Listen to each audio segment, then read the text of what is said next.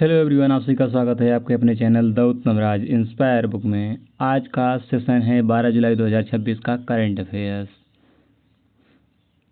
चलिए शुरू करते हैं आज का करंट अफेयर। आज का पहला करंट अफेयर है कि भारत की पहली हाइड्रोजन ट्रेन का ट्रायल। प्रधानमंत्री नरेंद्र मोदी ने 17 जुलाई 2026 को देश की पहली हाइड्रोजन ट्रेन को हरी झंडी दिखाएंगे। यह ट्रायल हरियाणा के जींद स्टेशन से शुरू किया जाएगा। भारत इस तकनीकी के साथ जापान और अमेरिका जैसे चुनिंदा देशों के उस एथलीट क्लब में शामिल हो जाएगा जो ग्रीन ट्रांसपोर्टेशन को बढ़ावा दे रहे हैं। यह ट्रेन पूरी तरह से प्रदूषण मुक्त और शून्य कार्बन उत्सर्जन वाला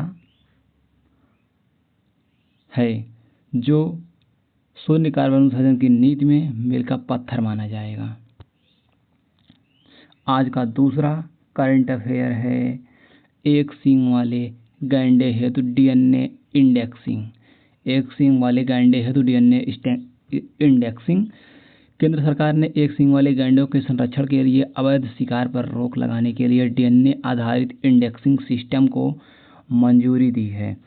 काजीरंगा राष्ट्रीय उद्यान जो असम में है, असम का काजीरंगा नेशनल पार्क पूरी दुनिया में इन गैंडों की सबसे बड़ी आबादी का प्राकृतिक आवास है और इसका महत्व यह है कि यह वैज्ञानिक डेटाबेस शिकारियों पर अंकुश लगाने और लुप्त प्राय वन्य जीवों की ट्रैकिंग में अत्यंत सहायक होगा। आज का तीसरा करंट अफेयर है कि भारत न्यूजीलैंड आर्थिक समझौता। आर्थिक लक्ष्य दोनों देशों ने वर्ष 2030 द्विपक्षीय व्यापार को दोगुना कर 7 बिलियन न्यूजीलैंड डॉलर जो लगभग 35,000 करोड़ रुपए होता है उसे निर्धारित करने का संयुक्त लक्ष्य तय किया है। और कीवी फ्रूट एक्शन प्लान, कृषि और बागवानी क्षेत्र को बढ़ावा देने के लिए दोनों देशों ने इस नए एक्शन प्लान का अनावरण किया। और आज का चौथा करंट अफेयर है हीलियम। चीन द्वारा हीलियम निर्यात पर प्रतिबंध।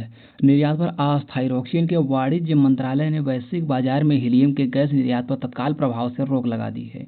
और भारत पर इसका क्या प्रभाव पड़ेगा? हीलियम का उपयोग एमआरआई स्कैनर, सेमीकंडक्टर्स और स्पेस रिसर्च में होता है, जिससे भारतीय टेक और मेडिकल इंडस्ट्री प्रभावित हो सकती है।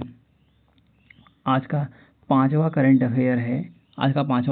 अफेयर है व्यू द फ्यूचर 4.0 का आयोजनकर्ता केंद्रीय वस्त्र मंत्रालय द्वारा 12 से 17 जुलाई 2026 तक नई दिल्ली के दिल्ली हाट में view the future 4.0 upcycling edition का आयोजन किया जा रहा है। और इसका मुख्य उद्देश्य यह है कि सस्टेनेबल फैशन को बढ़ावा देना और पारंपरिक हथकरघा यानी कि हैंडलूम कारीगरों को आधुनिक बाजार से जोड़ना। और 9वां करंट अफेयर है कि पोषण ट्रैकर ऐप मंत्रालय महिला एवं बाल विकास मंत्रालय द्वारा संचालित रियल टाइम डेटाबेस प्लेटफॉर्म सफलता ग्रामीण क्षेत्रों में अत्याधुनिक तकनीकी के माध्यम से कुपोषण को दूर करने और लाभार्थियों को ट्रैक करने के लिए एक ऐप ने उत्कृष्ट परिणाम हासिल किए हैं। और आज का 10वां करंट अफेयर है 9वां। आज का अगला करंट अफेयर है कि न्यायिक जवाब है और अमेरिकी वीजा H-1B नियमों में बदलाव हुआ है कि भारतीय आईटी कंपनियों द्वारा बड़ा वित्तीय बोझ, वेतन सीमा में वृद्धि। अमेरिका श्रम विभाग ने H-1B वीजा धारकों और ग्रीन कार्ड आवेदकों के लिए न्यूनतम वेतन सीमा को बढ़ाने का प्रस्ताव रखा है। और प्रभाव क्या है? भारतीय आईटी कंपनियों के लिए अमेरिका में कर्मचारियों का ऑन साइट काम पर भेजना और वहां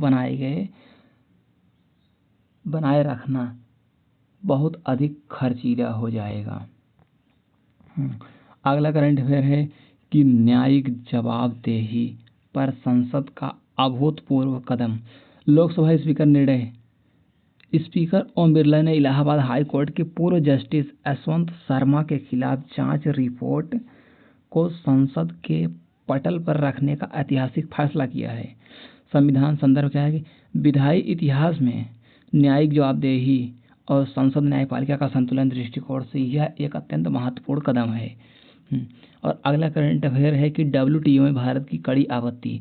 विवाद का विषय है कि भारत ने विश्व व्यापार संगठन WTO में प्रस्तावित ई-कॉमर्स समझौते को लागू करने के लिए अंतरिम व्यवस्था का कड़ा विरोध किया है। चिंता, भारत का तर्क है कि एक तरफा समझौते से विकासशील देशों के घरेलू डिजिटल मार्केट को नुकसान पहुंच सकता है।